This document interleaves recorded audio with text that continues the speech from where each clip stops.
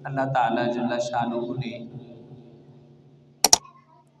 اپنے نیک بندوں کی جس صفات جو بیان فرمائی ہے ان میں سے ایک صفت یہ ہے کہ وہ اپنے ماں باپ کا احترام کرنے والے ہوتے ہیں۔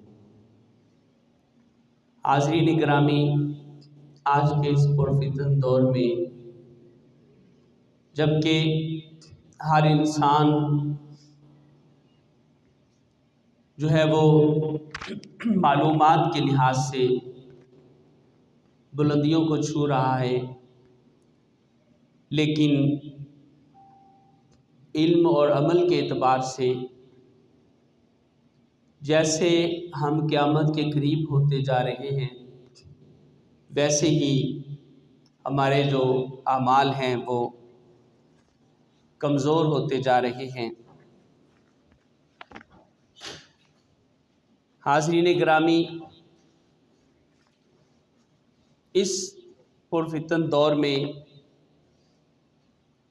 ایک یہ قباحت کہ جو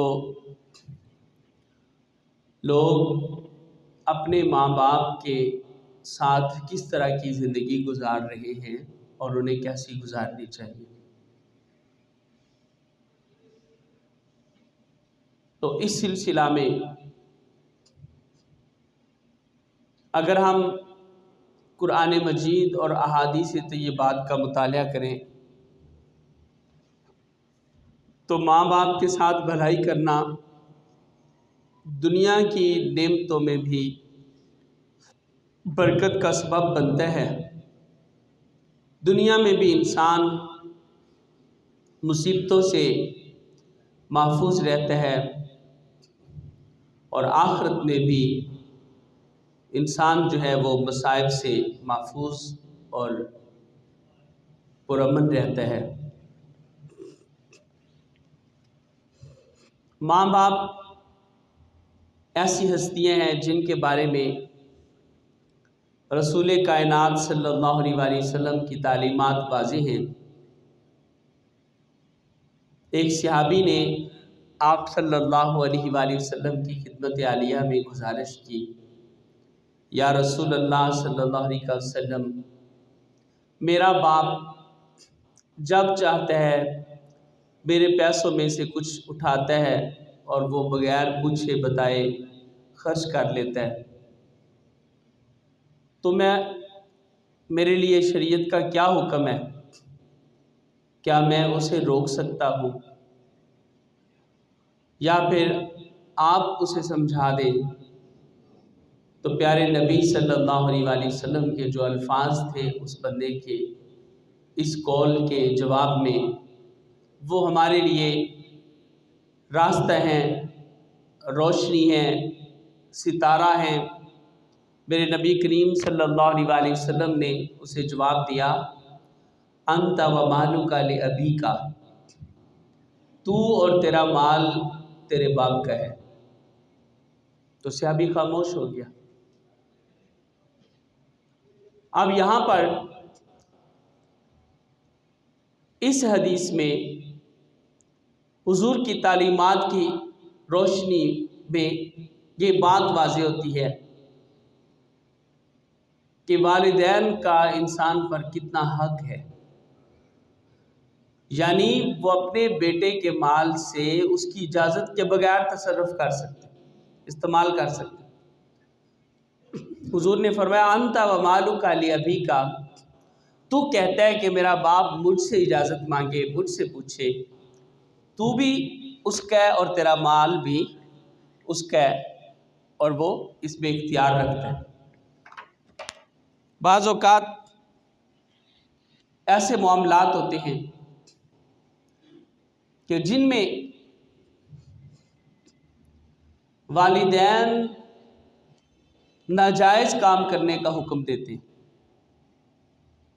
یہ بھی آج کل کے اس دور میں بہت بڑا فتنہ ہے کہ ہم تصویر کا ایک رخ دیکھتے ہیں اور دوسرا چھوڑ دیتے ہیں۔ پہلا دور ایسا نہیں تھا کہ اس دور میں ماں باپ دانا، متحمل مزاج برداشت کرنے والے اپنی اولاد کی غلطیوں پر وہ درگزر کرتے تھے۔ آج کل غلطی سے درگزر کرنا تو آج کل کے انسان کے دماغ میں جو رکھنا تھا، یہ جس میں یہ ڈالا ہوا تھا کہ غلطیوں سے درگزر کرنا ہے، وہ ہی ختم ہوتا جا رہا ہے۔ نہ بھائی کی غلطیوں سے درگزر کرتا نظر آتا ہے، اور نہ اولاد ماں باپ کی غلطیوں سے، نہ ماں باپ اولاد کی غلطیوں سے، جبکہ اللہ تبارک و تعالیٰ نے جو تعلیمات دی ہیں ان میں یہ بات ہے کہ آپ درگزر کر کے زندگی گزارو۔ اب جو بزرگ ہوتے ہیں، جو والدین ہوتے ہیں، کتنی بار ایسا ہوتا ہے کہ وہ ناجائز کام کرنے کا حکم دیتے، جیسا کہ باپ جو ہے وہ حکم دے کہ تو نے اپنی ماں سے بات نہیں کرنی، ماں حکم دے تو نے اپنے باپ سے نہیں کرنی، یا کسی سے لڑائی کرنے کا وہ حکم دے، یا نماز سے جو ہے وہ دور رہنے کا حکم دے۔ کوئی بھی ایسے کام جو اسلام کے منافی ہیں ان کے کرنے کا حکم دے، تو پھر کیا ہوگا؟ ایسے احکامات ان کے وہ ماننے جائز نہیں ہیں۔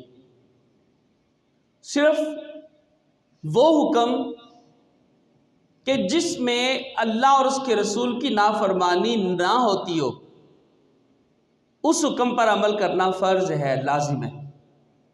اس کی مثال اہل علم نے بڑی آسان کر کے دی کہ اگر باپ شرابی ہے اور وہ بیٹے کو کہتا ہے کہ مجھے وہ پیالہ اٹھا کر دو،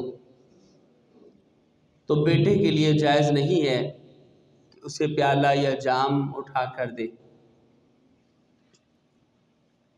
اس لیے کہ وہ حرام کرنے میں مدد مانگ رہا ہے، بالکل جائز نہیں۔ وہ خود جا کے اٹھا کے لے آئے اور پی لے، اس کے بعد جب وہ برتن خالی ہو جائے تو اولاد اس کے ہاتھ سے وہ پکڑ کے رکھے گی تو اسے ثواب ملے گا۔ اب یہاں ایک شرابی کی حوصلہ افزائی نہیں ہو رہی،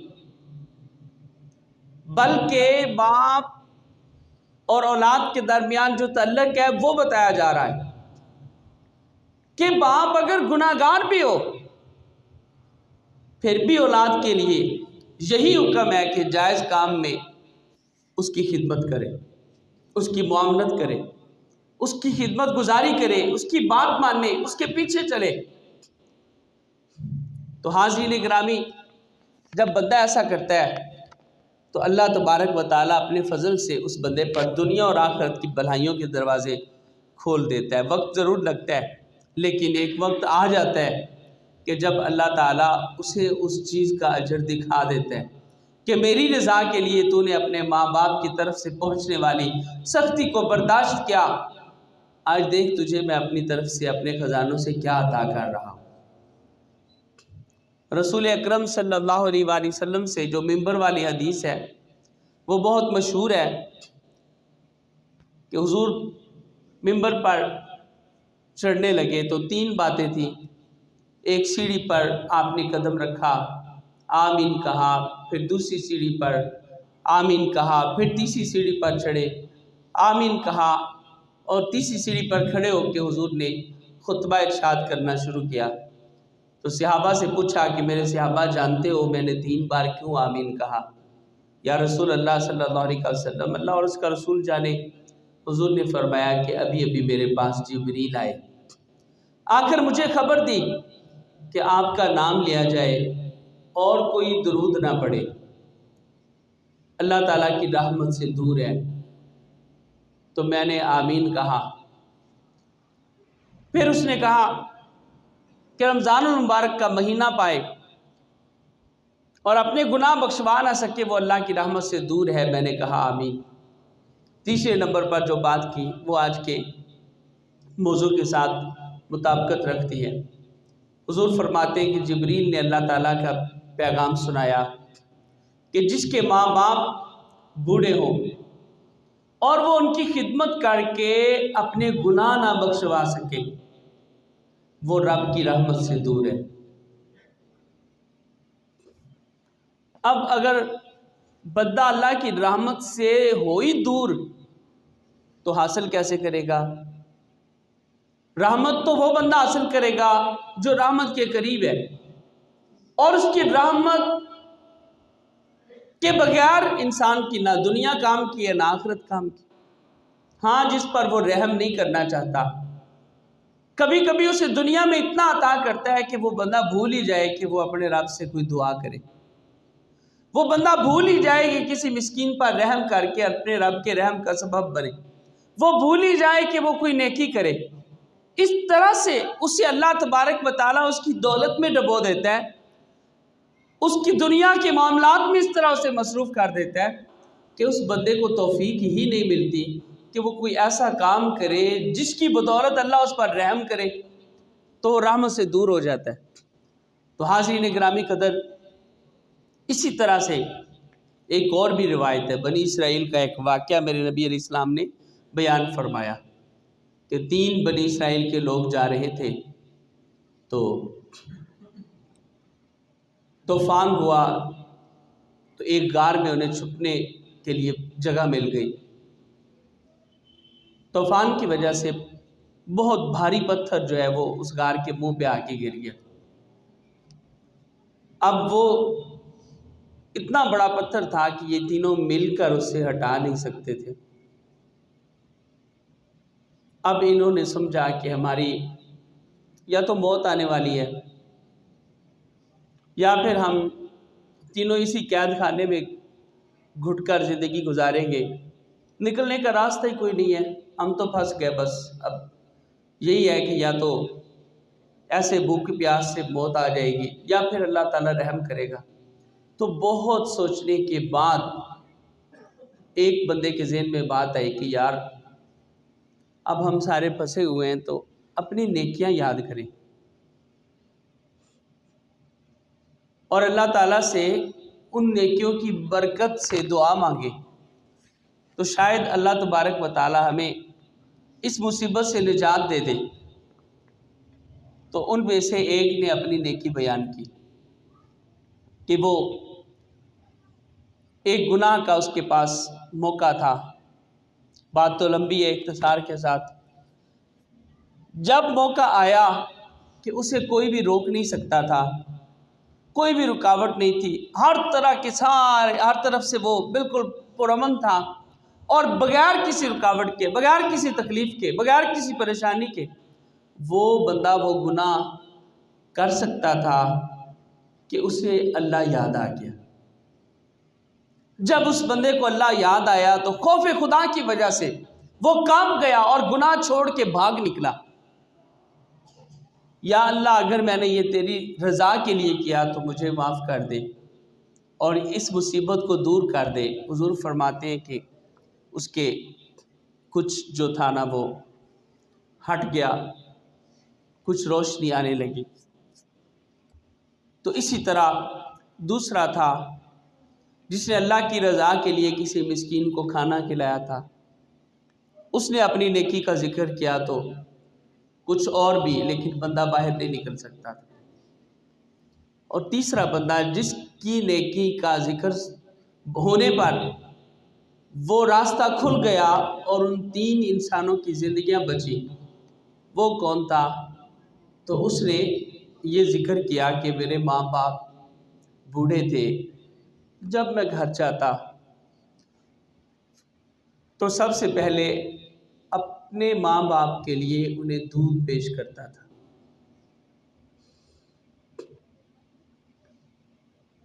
تو یہ سلسلہ چلتا رہا کہ ایک دن ہمارے نزدیک کوئی جانوروں کی چراگاہ نہیں تھی، جگہ نہیں تھی، جانوروں کو لے کے میں کافی دور نکل گیا۔ جب گھر واپس آیا تو میری ماں سو چکی تھی۔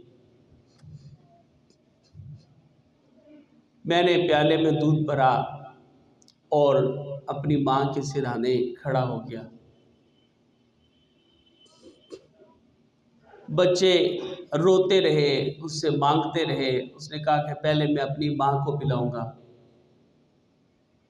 اب یہ حدیث پاک میں ہے، نبی پاک صلی اللہ علیہ وآلہ وسلم کی شریعت میں ایسا نہیں ہے کہ آپ جب تک ماں باپ کسی عذر کی وجہ سے بھی نہ کھائیں تو آپ اپنے بچوں کو ہی نہ کھلائیں، یہ حضور کی شریعت میں نہیں ہے، اس دین میں بھی یہ نہیں تھا۔ لیکن اس بندے نے یہ سمجھا کہ شاید یہ کام جو ہے نا یہ ضروری ہے کہ پہلے میں اپنے ماں باپ کی خدمت کروں۔ وہ کہتا ہے کہ پوری رات میں دودھ لے کر اپنی ماں کے سرہانے کھڑا رہا اور میرے بچے بھوکے رہے۔ جب صبح کا وقت ہوا تو میری ماں اٹھی، میں نے اسے دودھ پلایا، پھر اپنے بچوں کو پلایا۔ یا اللہ اگر یہ کام میں نے تیری رضا کے لیے کیا تو اس مصیبت کو دور کر دے۔ تو حضور فرماتے ہیں کہ ان کا راستہ کھل گیا اور ان تینوں کی زندگیاں بچ گئی۔ اب یہ ایسا ایک کام تھا جو شریعت میں ضروری نہیں تھا، لیکن اس نے سمجھا کہ دین میں ضروری ہے اور اپنے ماں باپ کی خدمت میں وہ پوری رات جو ہے وہ کھڑا رہا۔